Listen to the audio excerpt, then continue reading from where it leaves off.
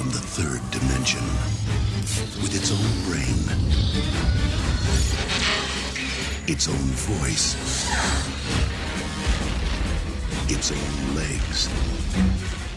There's only one problem. It needs your eyes.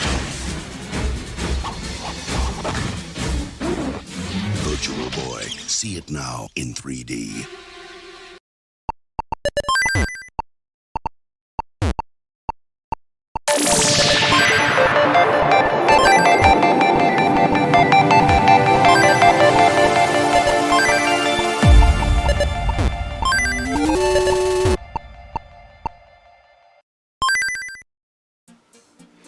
Hi everybody, thank you for joining me on today's edition of Glen's Retro Show. Today I'm going to be talking a little bit about, well, the Virtual Boy. I know so many people talk so badly about this console, but to be quite honest, a lot of the bad things people talk about it simply is not the case, at least not if you actually had one to play with. Now, the Virtual Boy was one of what people will consider Nintendo's huge failures. The console did not sell very well, didn't have a lot of games made for it, and was pulled from the market relatively quickly. But of course, I have three of them. Two here, one still in the box that I bought back in the day.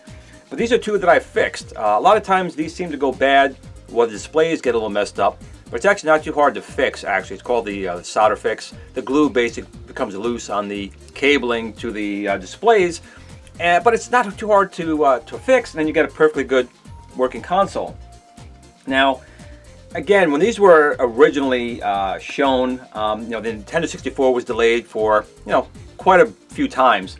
So Nintendo needed to get something on the market to keep, Nintendo's name in the forethought of people versus the other consoles that were coming out at the time. Now, the developer of the original Game Boy actually did design these, and he actually told Nintendo's management that it really was not ready to be released.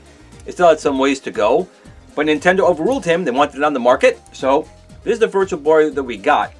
And it really, the naming is really probably not the right thing to have. It's really not a virtual reality machine. It's really a very early 3D machine. And one of the big things that really turned people off on it was that it was touted as virtual reality, which it was not.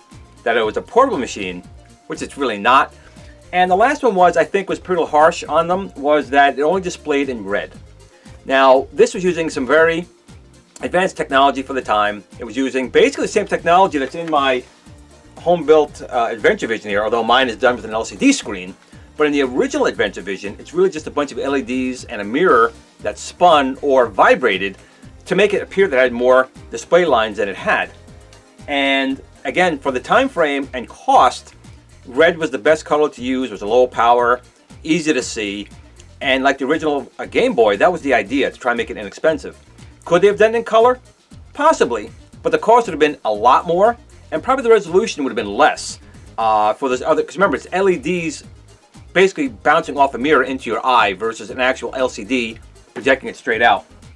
To be quite honest, they probably could have done small LCDs in there, but again, the resolution at the time, we're talking the 90s, wasn't up to snuff at the time. So this was the best, and it does give a very crisp, beautiful display. But enough about that. There's plenty of videos here talking about display technology in Virtual Boy, and that's not what this video is about.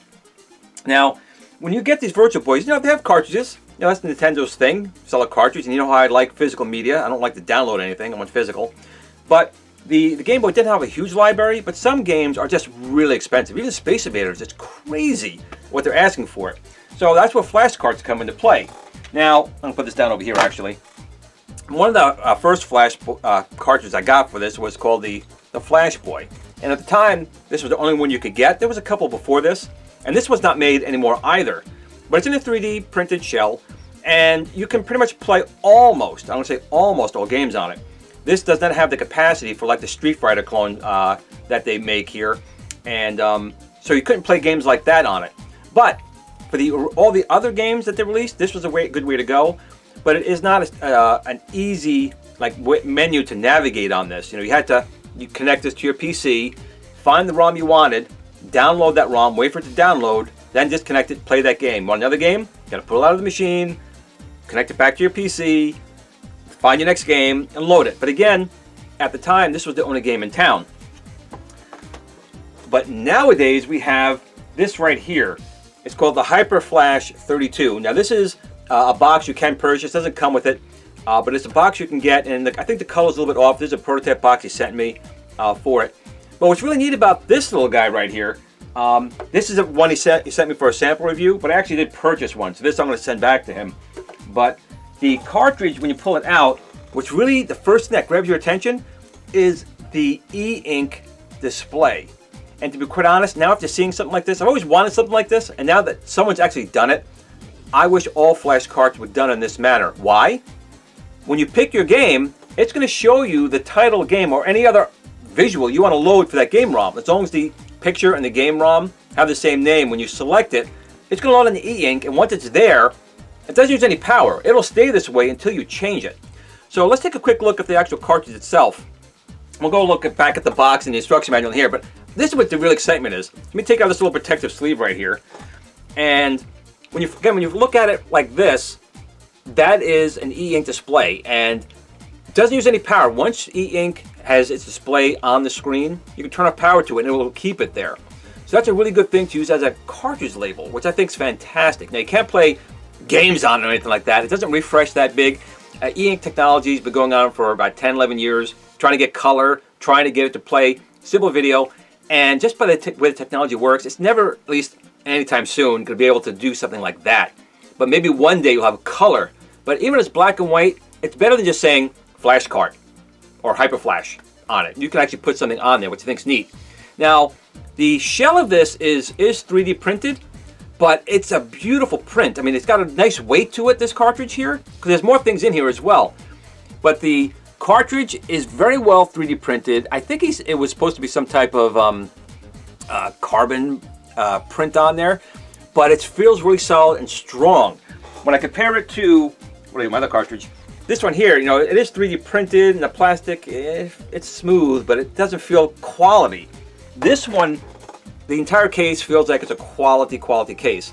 Now on the top here, there is a micro SD card slot, because you're going to use that for power, or you can connect it to your PC if you wanted to, but mostly that's going to be used for power, because to change the games on here, you got to supply micro 5 volts, whether it be a battery pack or through a wall charger.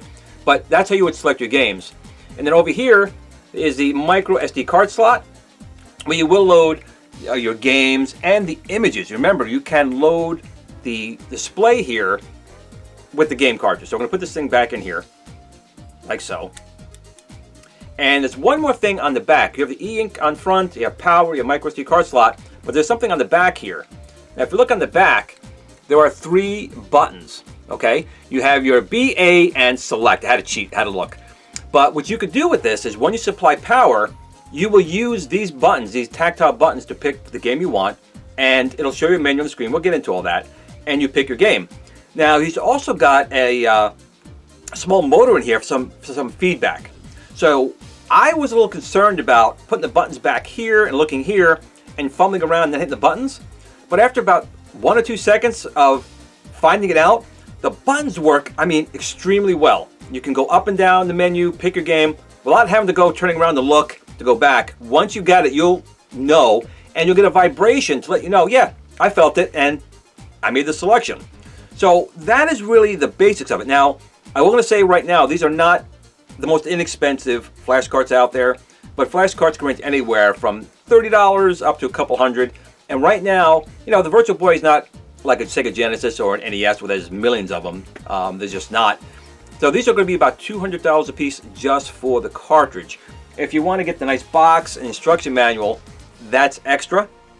But again, when you feel this, you don't feel like you didn't get your money's worth. Just the feeling of this unit feels really good. Again, I spent $200 on this myself. I'm sending back his review unit. This thing just feels like it's really good quality. And the technology in here, like the e-ink screen is going to cost money as well. So enough of me babbling about just this.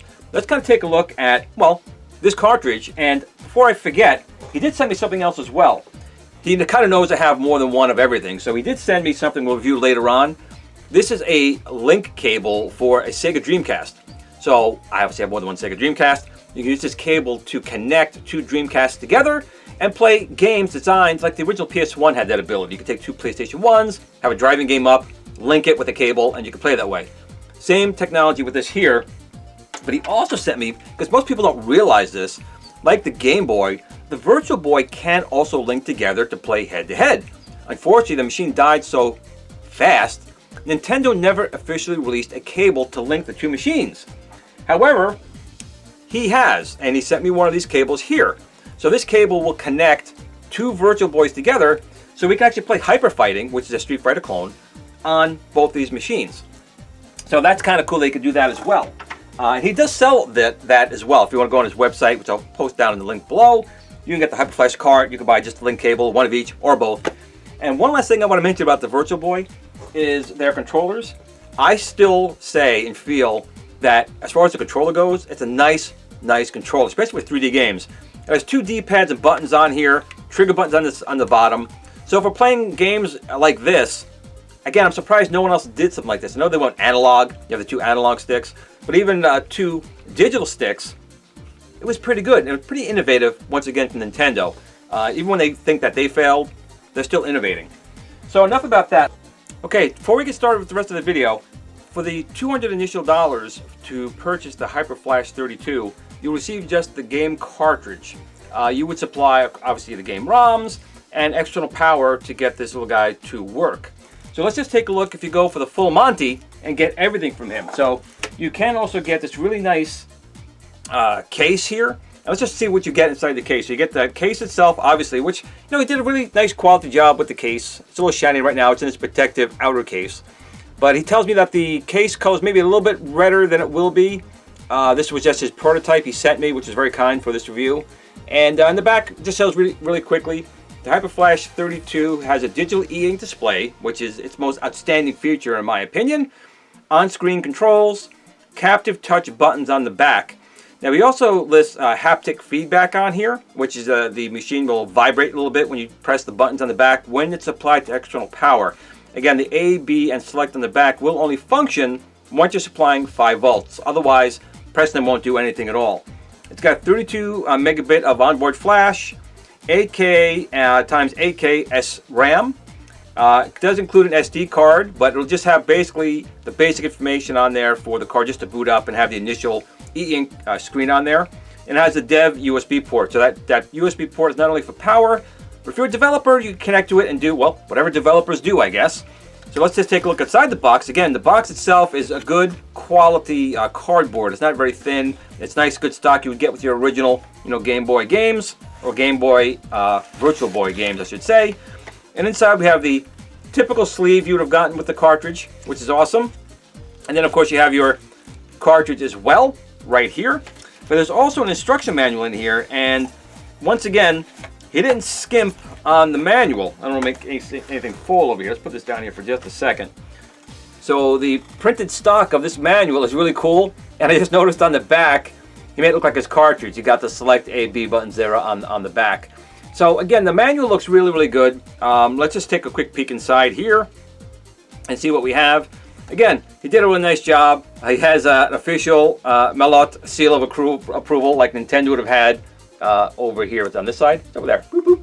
It's always fun looking on these cameras. Everything's always backwards on cameras, man. It's 21st century. Can't we fix that? So that's kind of neat. Again, the quality of the print looks really good. He has his website on there, and the HyperFLASH32 was by Kevin Melot. Hopefully I'm saying his name right.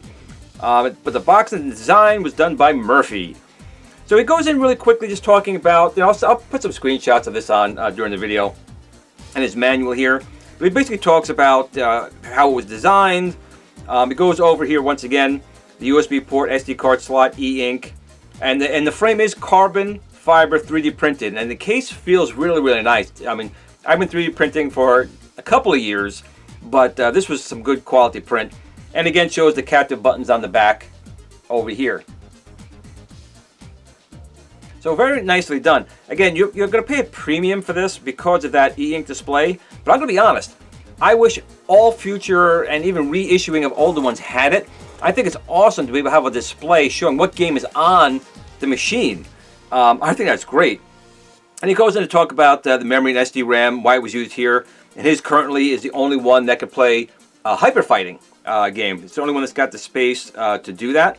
And it will retain the memory until you change it. So it doesn't require power on there to keep the ROM loaded or the back e-ink display. Once that is loaded, you can pull off the power, put it in your machine. It'll stay there indefinitely until you change it. And what's kind of good about this again is you don't need a PC to select it. I know there's some flash carts like a Sega Genesis or the Nintendo or N64. Just reset it and you can get to a menu there on screen. That's not going to be too easy to do here on the Virtual Boy. You do have to take the cartridge out, but you don't have to go to a PC to select your next game where the old Flashcart Plus did. You can just look at the cartridge, plug in power, and select your next game. So it goes over what you need to do to set up on the SD card as well. You can always freeze the picture right there if you want to read that real quick. And again, the quality he puts in here is really, really good. And he goes over and explains that the labels and icons, how they're set up and what each icon is used for on here. So again, he goes into really good detail. I mean, he spent a lot of time obviously making this cartridge and making sure that anyone who's really into the Virtual Boy, like my friend Vectrex Rolly, I know he's waiting for his. But he talks about the buttons as well. And again, you would think it'd be hard to use. It takes just a few seconds. And once you kind of know, you can go through that menu no problem. You don't have to look at all. So I think a lot of people were concerned initially about the button placement, how they're going to work. But they seem to work very, very well. What else do we have in this manual real quick? Again, he just talks about the USB port, what it's used for. It's really just for 5 volts, or if you're a developer, how to pick the games. So basically what you're going to do is when you plug in the 5 volts, you're going to press the A and B buttons for a few seconds, and that'll bring you up to your menu. You can use the B button and A button then to pick your game. Unfortunately, you can't go at the top of the menu up to like the Z's. You have to still go all the way down. Maybe in a firmware update you can make it so you can go up and down.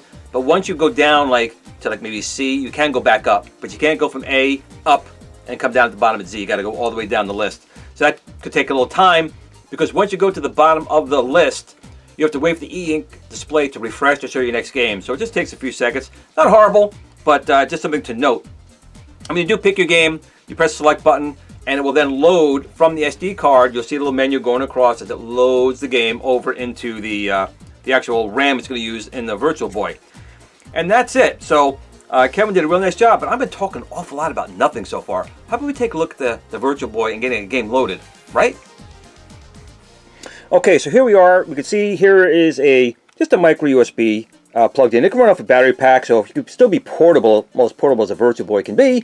But this is currently plugged into AC power, so I'm going to plug that in right there. And let me show you something real quick. I'm going to unplug it again one more time.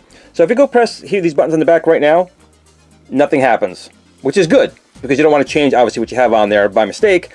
But once you plug in your power, the buttons become active. Just take a listen. So this one right here, this is his sample unit he sent out. And this one has a little, like a cell phone vibrating motor in here to give you some feedback on it. So you can definitely tell here's the B, there's the A, and there's select. So you can get them all easy without looking. I've only had this a little bit. But if you hold the A and B together, you have to hold them for a few seconds. Screen flashes. And that brings up all the games that are on the ROM. Now I'll show you here, if I press A, I'm going to show you that A is on this side. There's the A. So when I press this, I get the audible and physical feedback of that motor, but it will not go up. I can go down.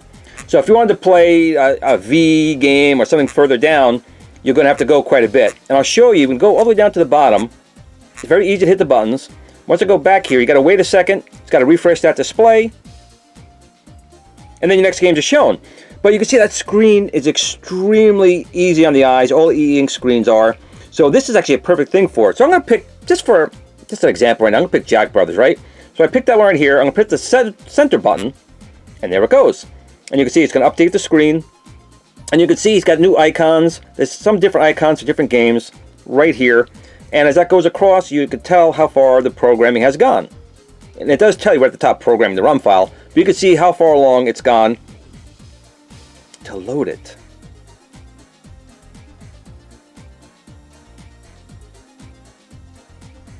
So it takes a few seconds, but again, I think for something like this, I'm actually fine with that. Some games, some flash carts are instantaneous, but I really think that the quality of this thing feels so good. I mean, this case just feels really nice to touch. It's got a good weight to it. And there you go. So it's a custom screen. I'm going to get really close as my camera will allow, because it's not the best camera.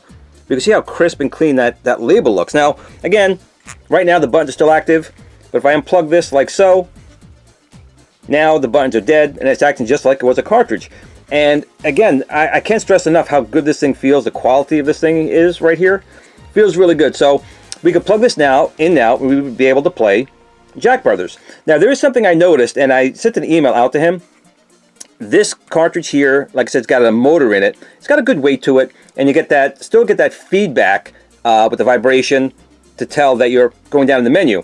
Now again, this is the sample unit. Now mine over here is a little bit different, and I'm not sure if he changed it or if there's something with mine that's not working correctly with the haptic feedback, but mine does not vibrate, and mine does feel a little bit lighter, so he might have changed it. I'm just waiting for an email. Hopefully he'll get it back to me. I'll put it in the video and talk about it. This one does feel a little bit lighter, so he may have changed it from a motor just to a little speaker. So I plugged mine in. If you can hear that.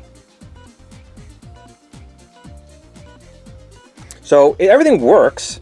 I'll hold down these two buttons for a few seconds. I still get to my menu, and I don't get a vibration feel back. Just a very low tone, and I'm actually okay with that. It was kind of nice though, just with the other one felt a little more substantial. Not much, but you could definitely tell there was a difference in the weight between the two. At least I could, because I'm weird. But the vibration was... This one still feels okay. And again, I'm not trying to nitpick, but if I was, let's say, I don't know, hearing impaired, the vibration would let me know I made the selection. It's just something that's different, and I'm fine with it. I guess because I touched his first, I'm now more partial to the physical vibrations. But this is just as fine, assuming that's by design. I'll let you know later in the video. But I'm going to pick a game here. I'm going to pick the Hyper Fighting, because that's the game I kind of want to showcase. So I'm going to go down here. I'm going to load that one. This is the biggest game cartridge currently for the Virtual Boy. So let's see how long this one takes to load. And again, I'm going to load this one on the other one as well, because that's what I do want to showcase with the link cable. The two Virtual Boys playing this game.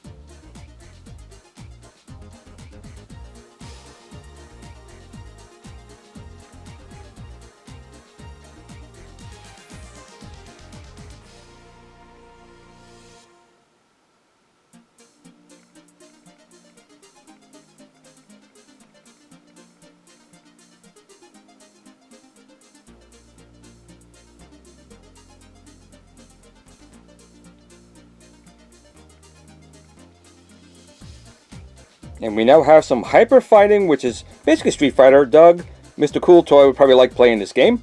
But let me go over to the Virtual Boy and show you how you connect your link cable as well to connect the two Virtual Boys. Okay, so let's take a look at Virtual Boy A over here. So I'm going to pull this one up just for a second. Again, you know, these machines were never really designed to be portable. I mean, they could have put a strap on it and put that on like there, but they didn't. The weight actually is substantial in the front, but the early VR headsets they were making anyway were probably not too much more weight, and they could have put something on here to make this, and people have definitely hacked this thing to make this thing fit like that. You would definitely be walking to things, but you don't have any head tracking anyway, so you would have been just sitting there like this playing your game. But regardless, on the bottom here we have, well, first we have our cartridge connector right here. So you would take your cartridge like so, and you have to take off your, I should have did that beforehand, dum-dums, the little dust protector, put that down. Okay, so when you're ready to put your game cartridge in, sadly your label wouldn't be facing out to sea. You can't just turn it up and look at it like that. It's got to go up top in the machine, so you'd only see the A and B in the select. So you have your Virtual Boy here, you have your cartridge slot, slide it down, and again, that's just, well, it's just the way it is, I suppose. Make sure it goes in right, there we go. So your label would be hidden, which is kind of a shame, but to be quite honest, when the cartridge is in all the way, like that, it just says Virtual Boy on it. You wouldn't see the label anyway, so I guess that's not a big deal. But if you look in the bottom of the Virtual Boy, we do have over here a volume control and a headset on it. But on this side here, you have your controller jack, and there's another jack over there called EXT or expansion, right? Boom. So you would take your link cable, which you can purchase from Kevin, and I will say he did supply this for me, so thank you very much, Kevin, for supplying this for the video. And it basically looks almost like if you looked at the old you know, SNES or even the N64 audio video jack. That's what people were making this out of initially. You have to modify it pretty substantially, but he's now making it already. And again, it's a 3D printed case on it, but it's just really good quality. I don't know how he does it, but whatever. It comes out really, really well. And you're just going to take it and plug it in. Like so. Bang. And this will now go over to my second Virtual Boy, and let's get that done. Virtual Boy A into Virtual Boy B, like so. And this is really cool. I mean, this is something that I would have liked to have tried. But again, these were never officially made by Nintendo. So thank you, Kevin, for making this easier than having to go out and modify one myself. So that's it. Now I do have to get some power to my Virtual Boys, but then we could try some hyper fighting and give it a shot.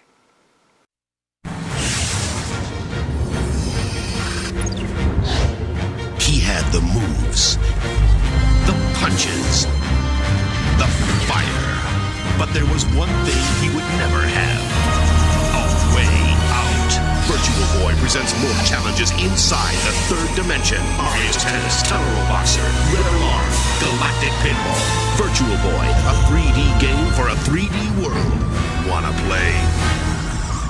So like the angry video game nerd said in his video on the Virtual Boy, which he wasn't very kind to it, I really do apologize for the guerrilla style videography, but I don't have a consoleized Virtual Boy. So I need to record the footage to one of the eyepieces. So we'll simply go into the game. I have my two Virtual Boys here connected with the cable. And we'll go into the game right now. And you can see the hyper fighting is here. And it's a very, very good clone of Street Fighter. I'm really impressed with how it came out. So we're going to go into the game here. And I have my assistant here, who's my son, who's going to be playing one of the characters. You see, it's a versus mode. Originally, it's just the arcade. But if you do have someone with a Virtual Boy, as well as yourself, with a HyperFLASH32 or an original HyperFLASH cartridge, you can play. So let me get myself down to the versus mode. And we're going to start that up. And what we're going to do is pick characters. So I'm going to pick my character right here. You're going to pick his. And when the game starts, see how well we do here. Round one, fight!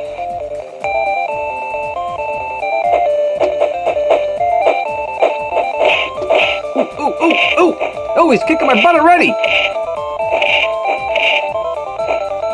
Oh! Ah! Oh! Ah!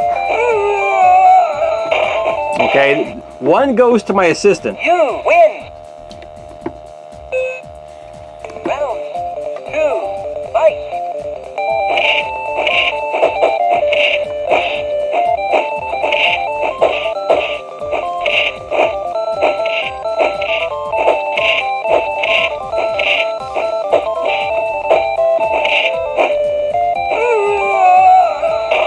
Okay, you can go away now. Thank you. Win. So you can see that the Hyper Fighter game is a very good clone of Street Fighter. Now, of course, you can't see the 3D effects that the Virtual Boy was able to give this game. So it's a real shame you cannot see that. But again, if you have a Virtual Boy with this cartridge or original game, and the link cable from Kevin, and another Virtual Boy, you can enjoy this game, like myself getting my butt handed to me by a 15-year-old. But let's take a look at some other games that you can play here with the HyperFLASH32.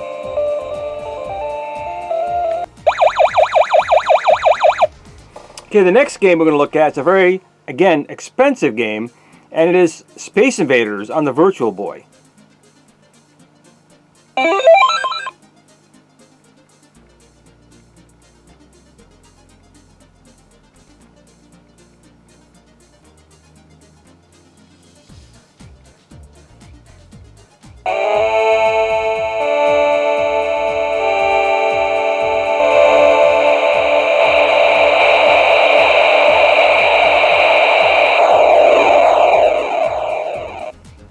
They sure spent a lot of time on that intro.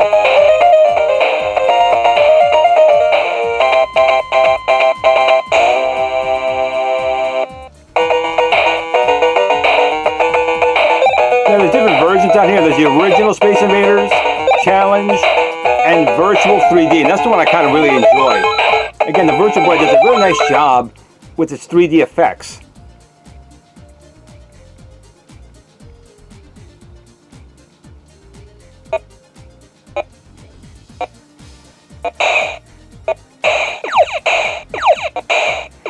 I mean, again, you can't see with the regular camera here the 3D effect, but it's really substantial. It's done very well.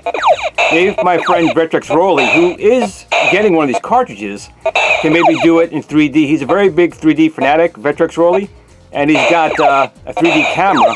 So perhaps in his video he'll be able to do this one in 3D, which he's done quite a few videos in 3D. But again, to get this cartridge now, it's extremely expensive.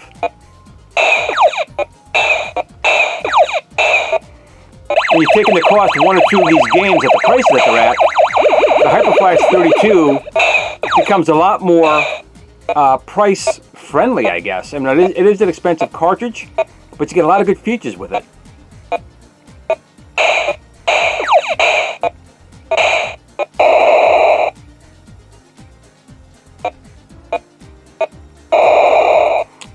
So what are my final thoughts of the HyperFLASH32?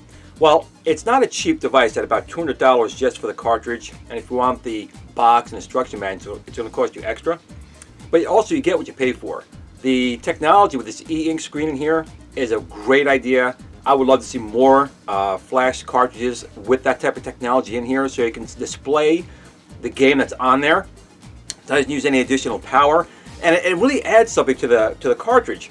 The 3D print carbon fiber case is really, really good. Now, note, I did hear from Kevin, and the prototype unit did have a larger vibrating motor in there, but he felt it was a little too distracting, and I could see his point. When you press it, it is a loud and big vibration every time you hit a button. So the one in here has a small audible tone, and there is a very light vibration. I did feel it, but I feel that can be raised up a little bit. The sound will let you know you're pressing the buttons just fine, but as far as the tactile, the older cartridge was overkill on one side. This may be underkill on the other, but it still does work. Now the buttons on the back work very, very well. Again, it's not a cheap way to get in one of these flash cards at $200. However, Space Invaders, Jack Brothers alone cost you $130, $150 each. So when you look at it in that aspect, you can get all the other games plus them, and now play the Hyper Fighting game in here, which you couldn't do before in any previous flash card unless you own the original cartridge, which again is not cheap. So overall, if you want one of these, I have a link down below. We could buy it from Kevin. I personally like it. If you haven't ever used a Virtual Boy or just heard all the rumors or the Angry Video Game Nerd talking trash about it, is it the best console ever? No. It is a nice console when you start playing it. It's got a lot of quirks, if you will, but it's still an enjoyable console, and it doesn't give you headaches. It doesn't make you blind. Anything too long a time would do that regardless. But there's so much misinformation about the Virtual Boy. I'll maybe do a video on that later on down the road. But I personally enjoy the Virtual Boy. I'm very proud to have this here for my collection to play some games, and homebrew as well. I didn't even mention that. You know, there are homebrew games. There's no other way to play on real hardware without one of this. Now, another thing you can do, there's a thing called a virtualized Virtual Boy, where you could basically disassemble a Virtual Boy and get VGA out. You can actually have it on the actual machine, left stock, or make it into almost like a little games console with just, but you lose the 3D effect on that. But in any case, that's not about that. It's about this little guy here. And again, I really enjoy this. If you liked the video, please like, share, subscribe, tell your friends, and drop Kevin a note. So I want to thank you all for watching Glenn's Retro Show today. And remember, no matter how you do or how you play, just remember to game on.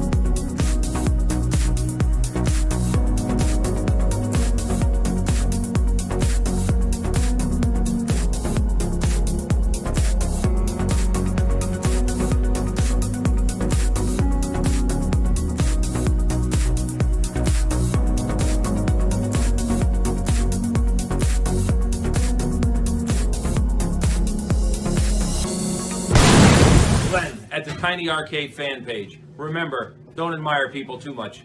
They'll disappoint you.